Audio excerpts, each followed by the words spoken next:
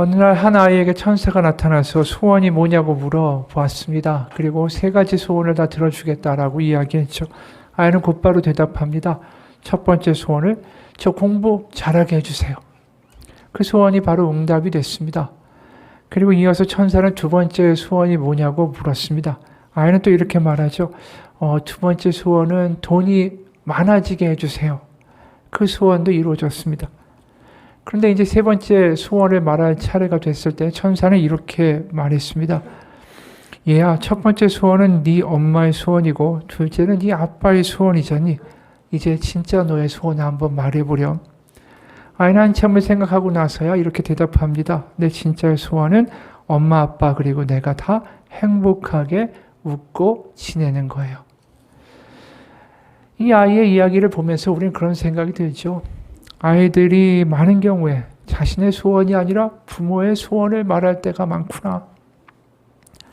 사실 우리도 마찬가지예요. 내가 뭘 소원한다고 하지만 정말 내가 그것을 원하는 것인지 알 수 없습니다. 왜냐하면 누군가의 말을 듣고 또 누군가를 보니까 너무 좋아 보여서 부러워서 나도 그것을 얻기 바라는 것인지도 모르기 때문입니다.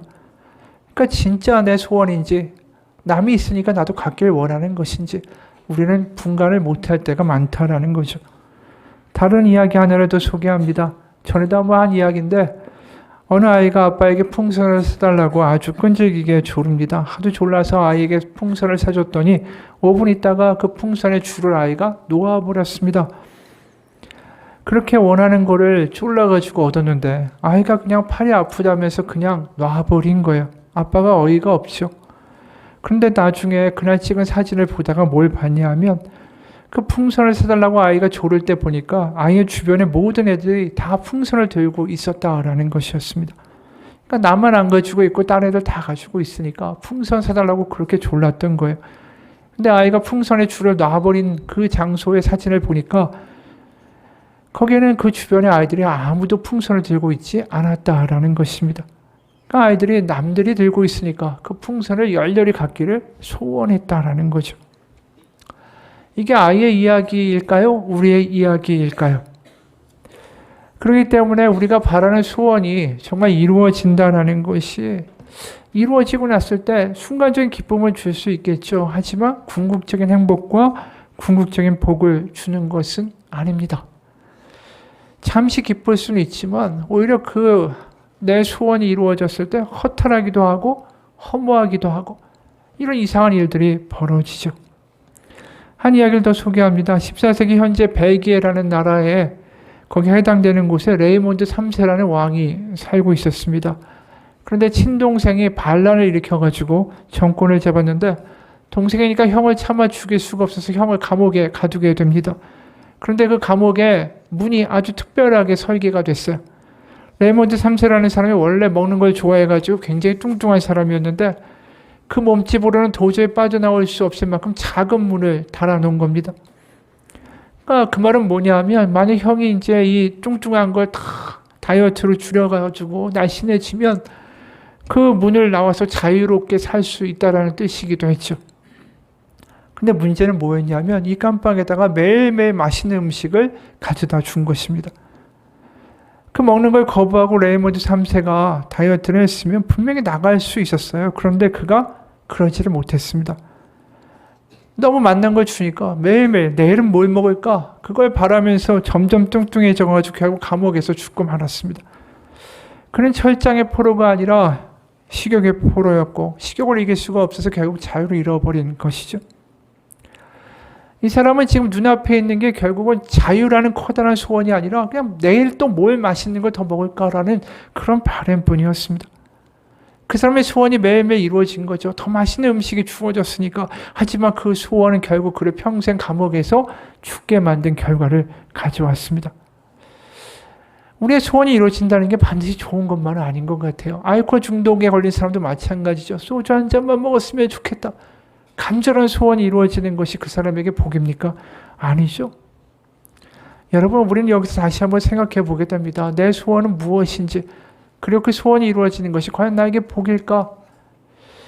오늘 본문에도 사람들이 바라던 소원이 하나 있어요. 굉장히 강력한 소원이고 그 소원이 이루어지는 것이 복일까요? 아닐까요? 우리는 이 본문을 보면서 한번 따라가 보기 원합니다. 당시 예수님 당시에 로마 제국과 헤롯 일가가 통치를 하고 있었습니다. 그러니까 이방인이고 또 로마 제국 얼마든지 그들의 어떤 손아귀에서 벗어나서 우리가 다윗 왕국, 옛날의 그 영광의 나라를 다시 한번 회복하는 것이 그것이 유대인들에게 강력한 소원이었어요. 우리가 일제시대 때 독립을 원한 것처럼 그 사람들의 그런 소원을 누가 봐도 이 뭐라고 할 수 있는 소원이 아니죠. 그런데 충격적인 건 이 예수님이 그들의 소원을 이루어주는데 관심이 있으셨을까요? 없으셨을까요? 관심이 전혀 없으셨다라는 거예요. 사실 예수님이 등장하자마자 사람들은 예수님한테 자신의 소원을 완전히 뒤집어 씌워서 그 소원을 이루어줄 뿐이라고 환호합니다. 게다가 예수님이 놀라운 기적을 보여주고 이적을 일으키고 하나님의 나라가 가까이 왔다고 선포까지 하니까 사람들의 기대는 완전히 가득 차게 돼요. 야, 이제 확실하다. 우리가 바라던 하나님의 때가 왔다. 소원이 드디어 이루어질 것이다. 그러면서 예수님을 막 따라가기 시작하죠. 오늘 본문에도 그런 모습이 일어납니다. 31절이요. 곧 그때 어떤 바리새인들이 나와서 이르되 나아가서 여기를 떠나소서 헤롯이 당신을 죽이고자 하나이다. 이 헤롯이라는 사람이 당시에 갈릴리와 베레아 지역을 통치하고 있던 사람이죠. 로마에게 권한을 받아서. 근데 하나님의 나라를 이야기하고 다니니까 예수님이 거슬리기 시작한 거예요. 자기의 통치에 위협이 되겠다. 그걸 죽이려고 하니까 바리새인들이죠. 바리새인들이 사실 예수님의 대적 아닙니까? 위선자들이라고 항상 예수님이 질타하시던 대상들이에요. 근데 그 사람들마저 예수님한테 와서 이렇게 얘기하는 거예요. 피신하십시오. 일단 피신했다가 세력을 규합한 다음에 다시 나라를 세우는 일을 도모하십시오. 와서 이렇게 얘기하는 것입니다. 근데 예수님이 그럼 뭐라고 대답하실까? 32, 33절입니다. 이르시되 너희는 가서 저 여우에게 이르되 오늘과 내일은 내가 귀신을 쫓아내며 병을 고치다가 제3일에는 완전하여 지리라 하라.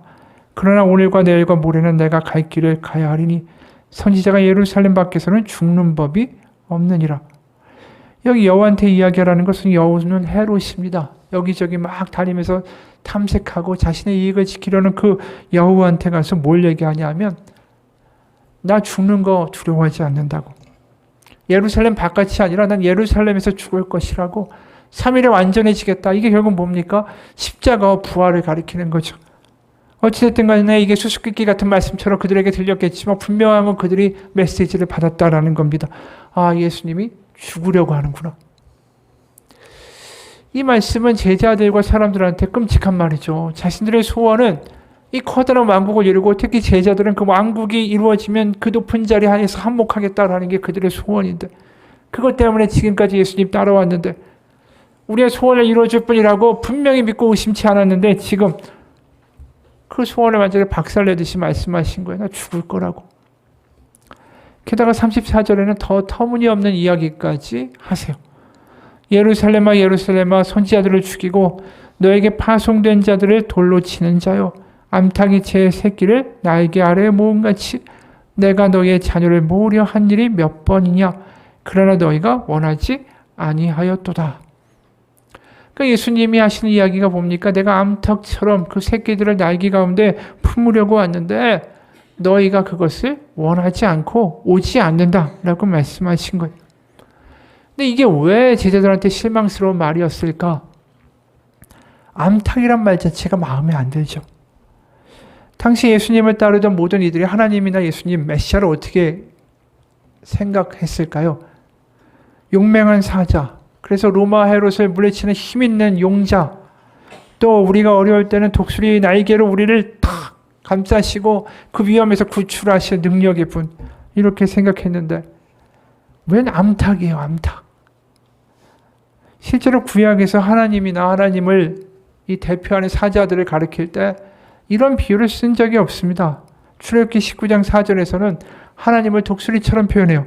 내가 애굽 사람에게 어떻게 행하였음과 내가 어떻게 독수리 날개로 너희를 업어 내게로 인도하였음을 너희가 보았느니라. 예레미야 25장 38절에는 젊은 사자라고 하나님을 지칭합니다. 그가 젊은 사자같이 그 굴에서 나오셨으니 그 고통치시는 분의 분노와 그의 극렬한 진노로 말미암아 그들의 땅이 폐허가 되리로다 하시니라. 사잖아.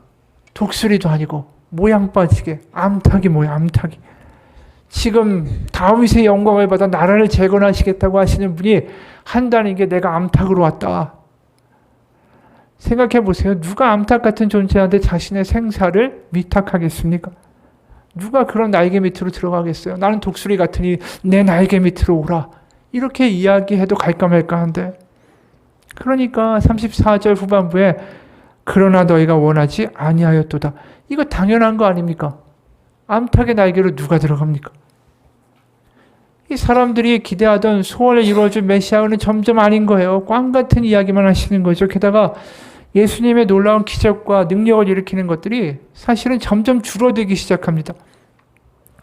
누가복음에 우리가 처음에 읽기 시작하면은 어떤 일이 벌어집니까? 예수님이 태어나시기 전부터 천사가 와서 수태고지, 이제 하나님의 아들이 태어날 거라고 마리아에게 이야기하죠.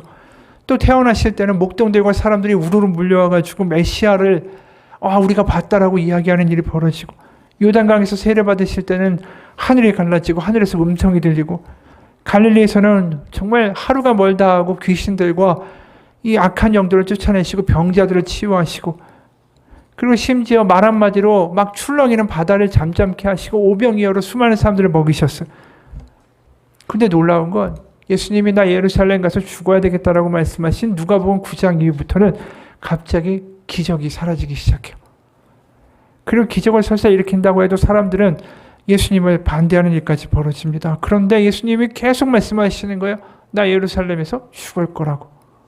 이 짓만 하면 또 꺼내시고, 이 짓만 하면 또 꺼내시고. 제자들이나 따라가는 사람들이 마음에 이런 생각이 들죠. 야, 내가 이분 믿고 따라가도 괜찮은 건가? 그런데 오늘 또 이런 말씀까지 하시는 거예요. 나 암탉으로 왔고 새끼들을 품으려고 왔다고. 이거 누가 봐도 심각한 상황인 거죠. 예수님 믿고 우리 소원이 이루어질까? 이렇게 가도 되는 건가? 여러분, 우리가 제자들의 입장이라면 어떨 것 같습니까?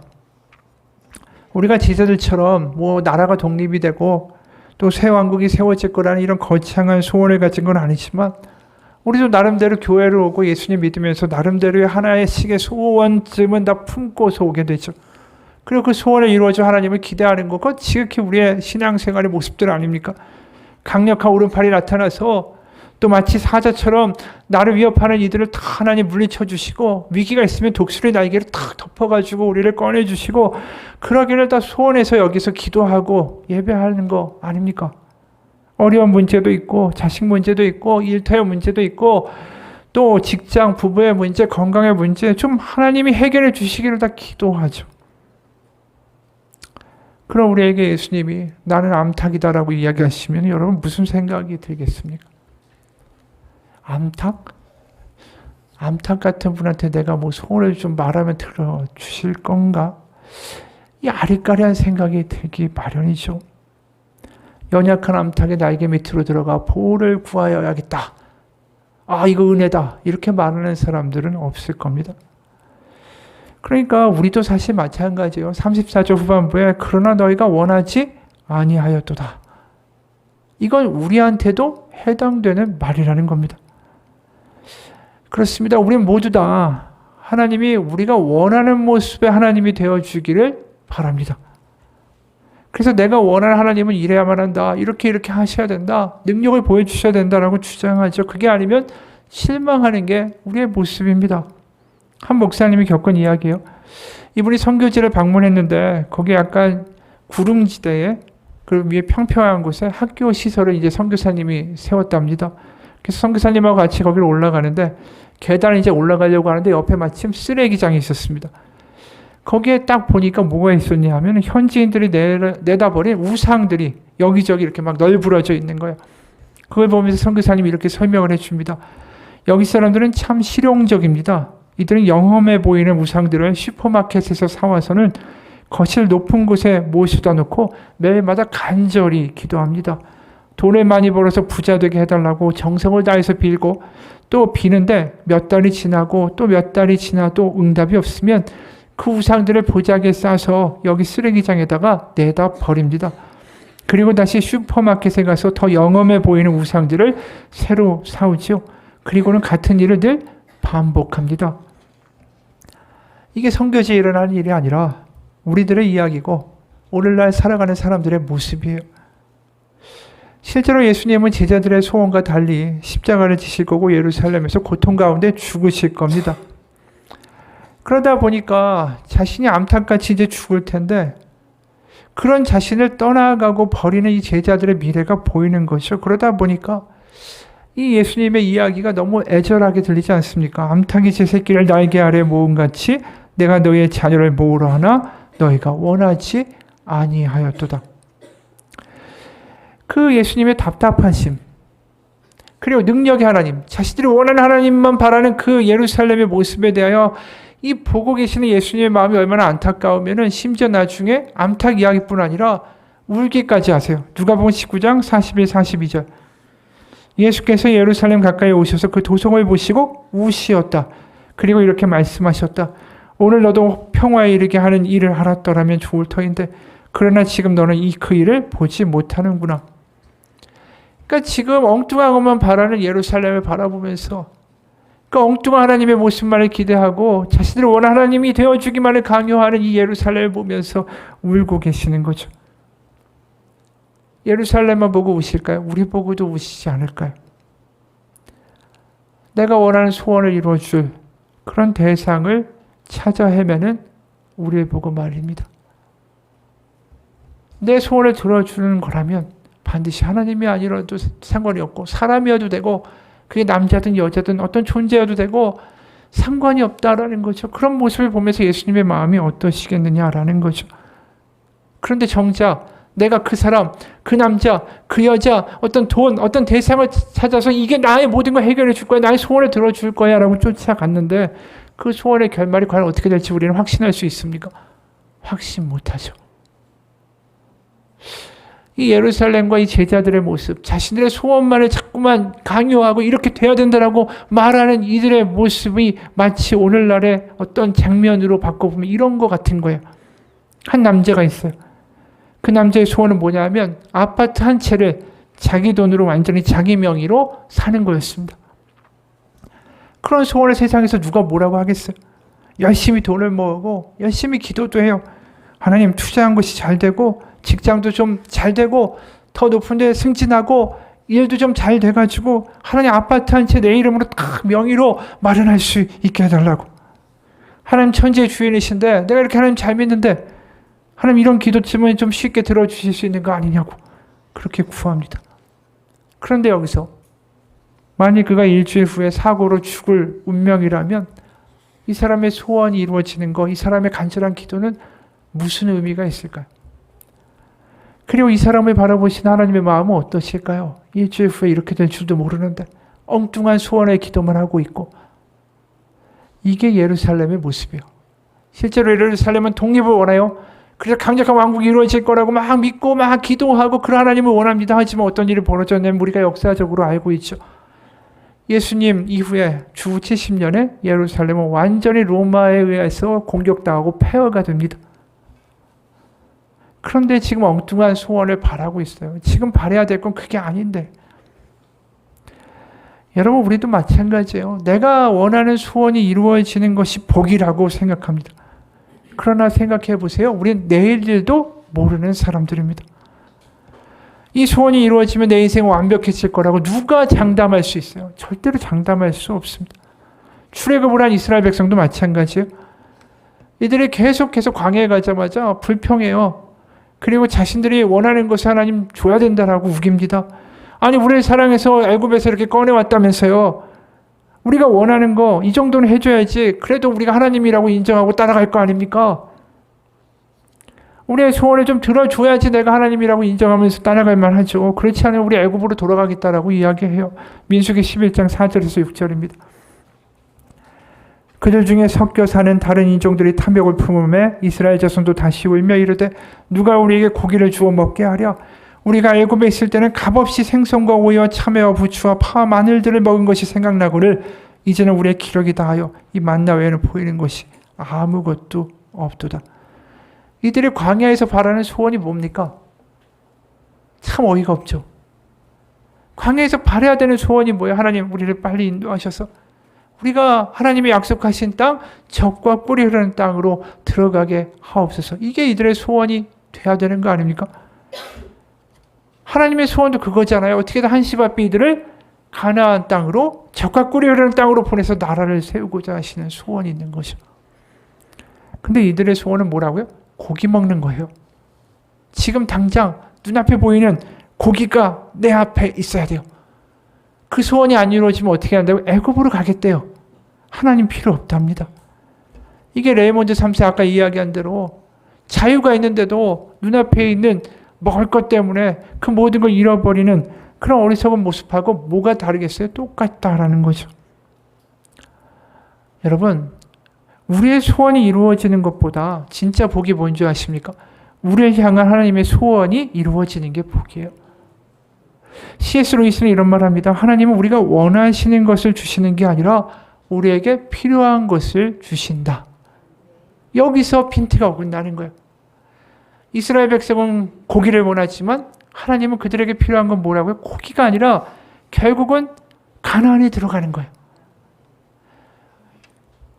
여러분, 그렇기 때문에 뭔가 핀트가 안 맞고 그래서 하나님한테 불평하고 내가 원하는 강력한 내 소원을 들어준 하나님이 아니라고 생각이 되기 시작할 때 필요한 게 뭡니까? 믿음이에요. 그런데도 우리는 우리의 소원을 들어주지 않는 하나님을 원망할 때가 많습니다.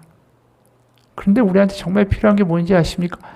나의 소원을 들어주는 능력이 하나님이 아니라 내가 이렇게 아둔하고 눈앞에 보이는 게 다라고 요구하고 그것 때문에 투덜거려도 우리를 포기하지 않고 우리를 긍휼히 여겨주는 하나님이 우리에게 필요한 거예요. 왜요? 우리의 소원이 이루어지지 않아도 우리에게 가장 좋은 것을 알고 계신 하나님, 우리가 아무리 땡깡을 부려도 우리를 저주하거나 버리지 않고 그래도 그분이 우리를 향하여 품으신 소원을 이루고자 하시는 그 사랑이 있다는 게 우리 가운데 복이라는 거죠. 여러분, 내일도 모르는 하루살이와 같은 우리들, 1년 후의 일도 알지 못하는 우리들, 그런 아둔한 우리, 그런데도 똥꼬집을 부리는 우리에게 필요한 것은 그런 우리를 끝까지 포기하지 아니하시는 하나님입니다. 연탄길이라는 베스트셀러의 저자 이철한 작가가 이런 글을 썼습니다. 어린 시절의 나의 가족은 조그만 단칸방에 살았습니다. 5 식구가 살기에는 너무 작은 방이었죠. 아버지는 가족의 가난에 대한 죄책감으로 몹시 힘들어한 것 같습니다. 어린 자식들이 공부방이 없다고 불평할 때나 다 떨어진 신발 때문에 창피하다고 울먹일 때면 아버지는 슬그머니 밖으로 나가 술 한 병을 사가지고 들어왔습니다. 아버지는 곰팡이가 핀 벽을 향해 돌아앉아 말없이 술을 마셨습니다. 아버지의 눈물이 등 뒤로 보이는 것 같았습니다. 어느 날 한밤중에 폭우가 쏟아져서 천장 여기저기에서 빗방울이 뚝뚝 떨어지기 시작했습니다. 엄마는 세수대야와 양동이를 가지고 들어와서 빗물이 떨어지는 여기저기에다가 받쳐두었습니다. 여러 날 전에 우유 배달 일을 하다가 팔에 골절을 당해 기부스 붕대를 하고 있던 아버지는 그런데도 그날도 술을 사러 밖으로 나갔습니다. 그런 아버지가 몹시 원망스러웠지만 아무 말도 할 수가 없었죠. 밤이 늦어도 아버지는 돌아오지 않았습니다. 엄마와 누나와 형과 함께 아버지를 찾으러 나갔지만 아버지를 찾을 수가 없었습니다. 그런데 아버지를 발견한 것은 한참이 지나서였습니다. 아버지는 천둥이 치고 번개치고 폭우가 쏟아지는 지붕 위에 앉아 있었습니다. 아버지는 기부스한 팔을 가누며 빗물이 새는 깨어진 기와 위에 앉아 힘겹게 우산을 받치고 있었습니다. 사나운 비바람에 아버지가 금세라도 날아가 버릴 것만 같았습니다. 아버지는 비가 그치고 새벽이 올 때까지 천둥치는 지붕 위에 앉아 식구들의 가난을 힘겹게 받쳐들고 있었습니다.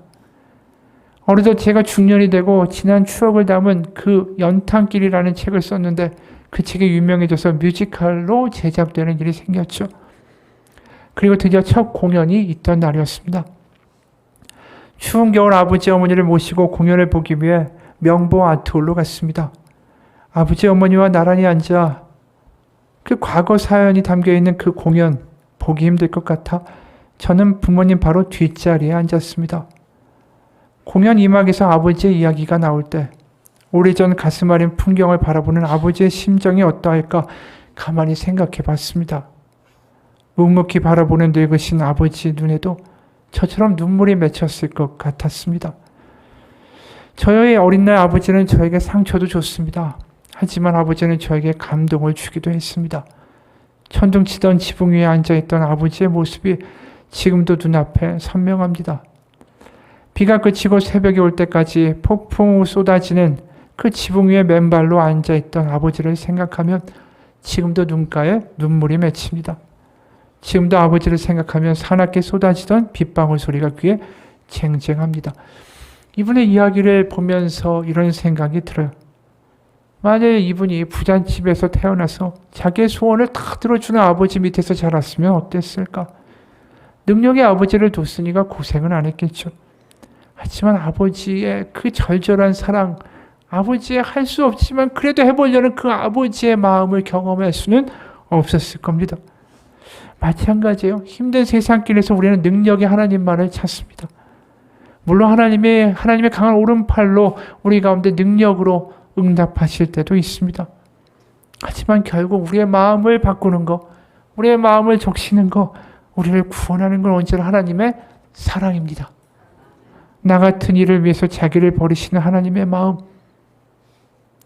나를 포기할 수 없다라는 하나님의 마음, 그것이 우리에게는 구원입니다.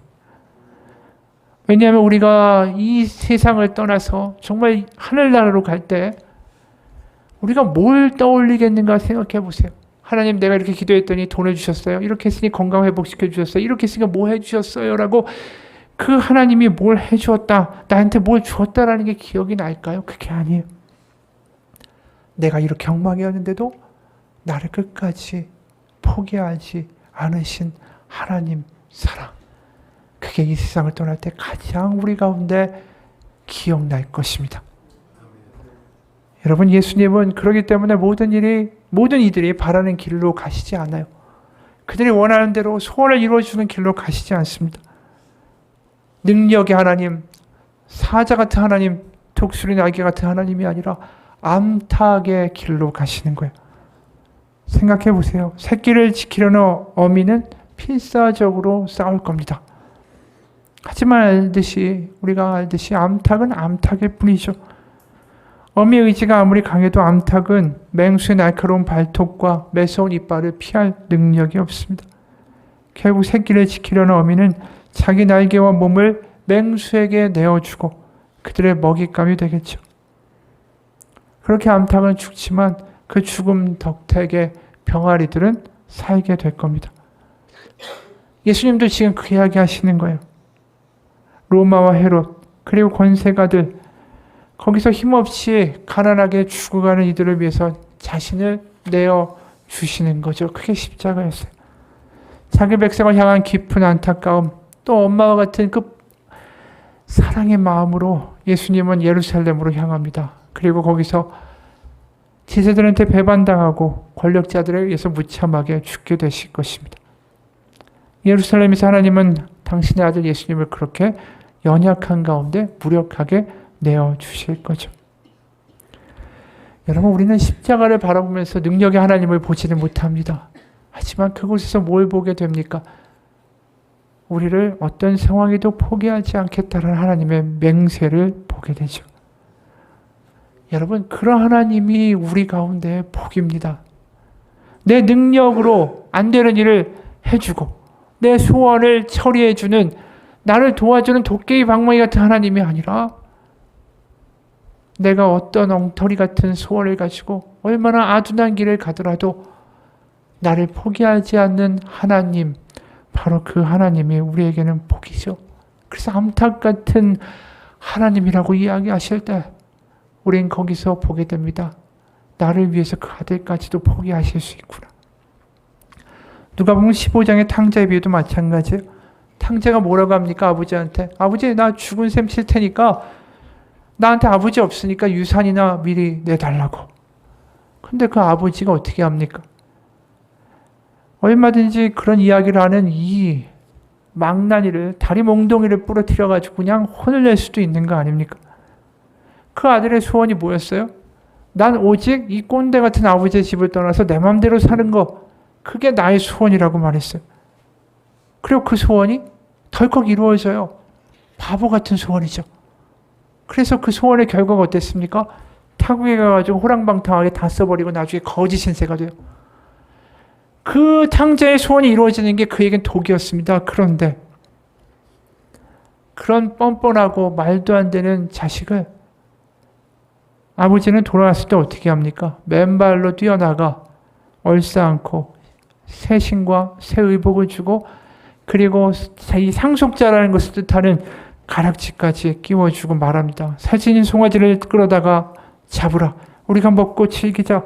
나의 아들은 죽었다가 살아났고 내가 잃었다가 되찾았다. 아버지가 얼마나 그동안 마음고생을 했었겠어요. 애초에 이 망나니 같은 아들이 유산 달라고 할 때 다리 몽둥이 부러뜨려서 안 칠 수도 있는 거 아닙니까? 그런데도 내보냈어요. 마치 오늘 예수님이 나한테 오지 않는구나 하면서도 무력하게 암탉같이 내가 너희를 품으려 왔지만 너희가 나를 버리고 딴 데를 가는구나 라고 말하면서 우는 장면이, 예수님의 그 우는 장면이 바로 이 탕자의 아버지의 모습인 거예요. 그렇게 가버린 아들을 기억하면서 저 산 너머로 언제 저 아들이 올까 매일 그것을 바라보는 아버지의 마음, 그게 하나님의 마음입니다. 저리 가면 고생만 할 텐데, 예루살렘이 저렇게 살면 망하게 될 텐데, 그런 안타까운 마음을 가지고 계신 거죠. 그런데도 우리는 계속해서 내가 원하는 하나님을 바라고 내 소원이 이루어지는 게 다라고 믿고 그러면서 그것만 쫓아다니고 살고 있습니다.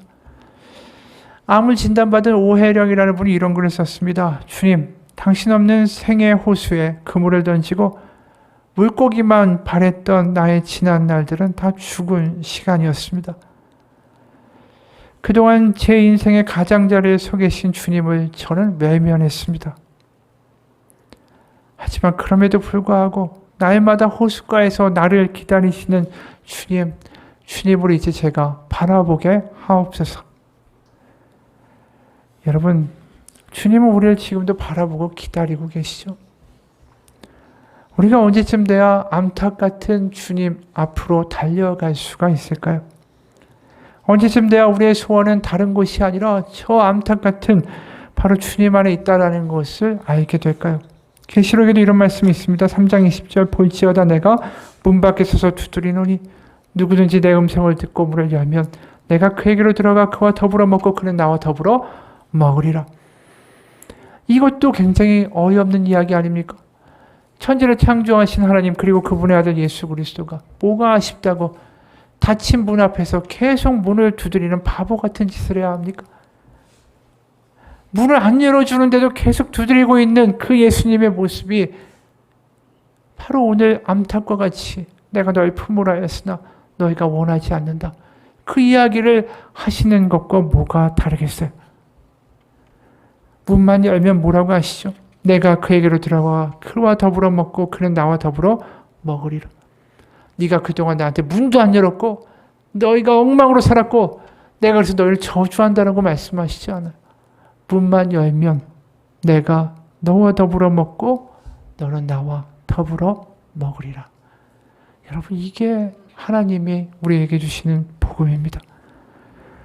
우리가 지금 어려운 상황을 지나갈 수 있습니다. 일이 안 될 수도 있고요. 건강이 나쁠 수도 있고 직장이나 사업이 막혀 있을 수도 있습니다. 그럴 때 내 소원 이루어달라고, 이게 이루어져야만 한다고 하나님하고 줄다리기 하는 어리석은 짓을 하지 마시고 어떤 상황에도 나를 품으려고 하시는 암탉되어 주시는 예수님의 날개 밑으로 달려가십시오. 소원을 들어주신 하나님을 바라지 말고 이 어리석고 부족한 나를 지금도 사랑하시는 하나님을 만나십시오. 그게 우리의 인생을 바꿀 수가 있는 거예요. 14세기 후반은 암흑의 시대였습니다. 유럽에서. 흑사병으로 유럽 인구의 30%가 사망하고 프랑스와 영국은 100년 전쟁을 치르고 있었습니다. 사방이 죽음이고 사방이 전쟁이었어요. 어제 태어나게 본 사람이 밤사이에 죽어나가는 일이 별것도 아닌 시대였습니다. 그런 어두운 시절에 영국의 노르위치 지역에 줄리안이라는 수녀가 살고 있었습니다. 그녀는 그 끔찍한 죽음의 질병의 시대에서 놀랍게 하나님의 치유를 경험하고 그러면서 십자가의 환상을 보게 됩니다. 그리고 이렇게 기록하죠. 붉은 피가 예수 그리스도 주님의 왕관 아래로 흘러내리고 있었다. 뜨겁고 자유롭고 풍부하게 살아있는 물줄기였다. 그 피는 무시무시하고 끔찍함에도 불구하고 따뜻하고 사랑스러웠다. 그러면서 그녀가 경험한 게 뭐냐 하면 자신들이 생각할 때 지금의 삶이 얼마나 어려워요. 전쟁이 있죠. 질병이 있죠. 언제 죽을지도 몰라요. 그러면서 거기서 말할 거 뭡니까? 하나님 질병이 끝나게 해달라고, 전쟁이 끝나게 해달라고 소원할 수 있어요. 하지만 그게 끝나지 않죠. 그 가운데 이 수녀가 경험한 건 암탉되어 주시는 주님 밑으로 달려간 거예요. 그러면서 십자가에서 하나님을 만나면서 거기서 뭘 얘기했냐면 지금의 삶의 처지가 그렇게 힘든데 암흑 같은데 그때 또 유명한 말이 있어요. All shall be well. 모든 것이 잘 될 것입니다. 그 이야기를 했어요. 여러분 그냥 하는 이야기가 아니에요. 내 소원이 안 이루어지고요. 내 뜻대로 상황이 펼쳐가지 않아도 주님 안에 들어가 있으면 십자가에서 우리 끝까지 품겠다고 말씀하신 주님 안에 들어가 있으면 우리는 알게 돼요. 잘 될 겁니다. 하나님이 하실 겁니다. 그러면서 하나님의 사랑 안에 거하는 사람이 될 수 있습니다. 그게 하나님이 우리를 바꾸시는 길이에요. 기적과 능력으로 도깨비 방망이 같은 하나님이 되어 주시기를 바라시지 않고 우리가 하나님을 사랑하고 하나님이 우리를 사랑하게 모든 것이 잘 될 겁니다. 라고 고백할 수 있는 우리를 만들어 내기 원하신다라는 것입니다. 여러분 우리는 내일 일을 모릅니다. 지금의 상황도 어떻게 될지 모릅니다.